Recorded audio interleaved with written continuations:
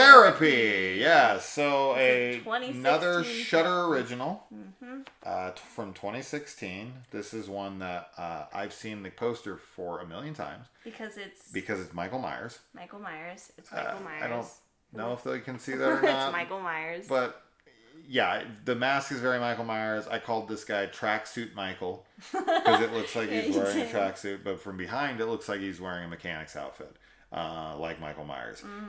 This is a hybrid found footage film where there's like very much like evidence, where they're investigating this case and looking at found footage, and probably 75-80% of the film is the footage that they're reviewing, and then 20% of the film is the more traditional narrative filmmaking like we're used to.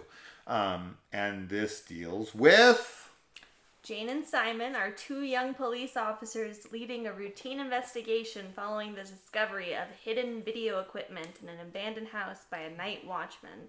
But the first filmed images go well beyond a simple holiday movie. The two investigators realize that they have to move quickly if they are to find out what has become of Stephen, Stephanie, Olivia, Sam, and Sebastian before it's too late.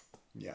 So, this is a film that has some really good moments. I really thought some things were scary because they have this like dark corridors that the camera can't really focus on for a second, and people keep kind of turning, and this guy is like in there stalking them when they get into this house, which is like this, it looks much bigger on the inside than the outside. It just seems like limitless hallways and doorways and stuff that they can go and look down. So those scenes and some other scenes that take place outside of that house, but just like all the good scenes take place in the found footage stuff. All the other footage in it is fine, but the found footage stuff is where the good stuff lives. Absolutely. The characters are kind of forgettable. I don't really have any attachment to anybody. They don't set up any character development or anything. They go for twists in this. I don't think they work. I think it's very obvious who the killer is. The title gives that away. It's super obvious. Yeah. So don't expect the twist to be all that surprising if you can read. And then they do this other kind of twist at the end, which to me just makes no sense as far as why this would happen and why they would do this and why this other person wouldn't do this. Yeah, the twist at the end doesn't make sense to me, but the twist that they set up before that I think is fine. It makes sense. It's just so obvious. It's super obvious. Yes. And I agree with you. I think that there's a lot of really scary shots in the film.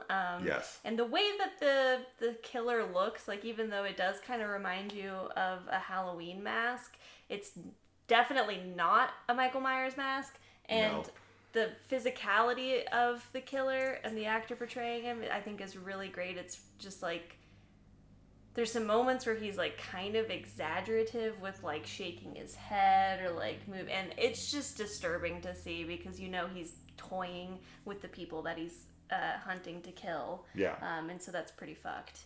And definitely think that it freaked me out, and I think that I would have almost liked it to be entirely found footage. Absolutely. I don't totally dislike the plot with the police officers, but I feel like it's just unnecessary. I think that if we had just had everything with the found footage, just kind of extrapolating on that, it would have been a little bit more impactful for like what the twists are. But because we have the police officers that are investigating it, like they're sort of telling us what's happening as we go through instead of us piecing it together ourselves. We get a Hugh Jackman lookalike in this. That too.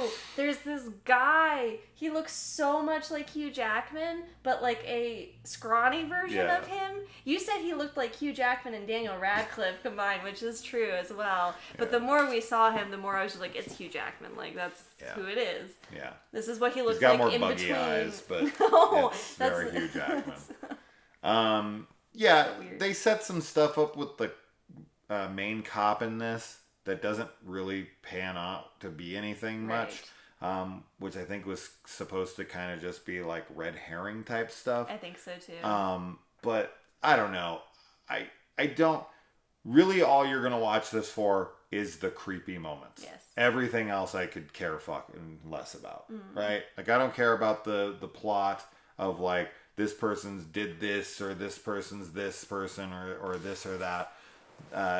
You just don't really care about the characters or anything going on with them. There's really creepy moments here and there that have good payoff to them. The ending is kind of a eye roll, and that's that. I mean, that's really all I can take from the film, and that's all I can really report back to it. So if you're like a found footage fanatic who likes creepy moments and is fine with just kind of basic character development that you're probably not going to care much about in the end, and you're going to roll your eyes at certain things and things are going to be obvious, then this is the movie for you, and it's on Shudder. But if any of that sounds not unappealing, then not skip the it. movie for you. Yeah. And that's that. I'm not spending any more time on this one. All right. Yeah. Moving on. Bye. Bye.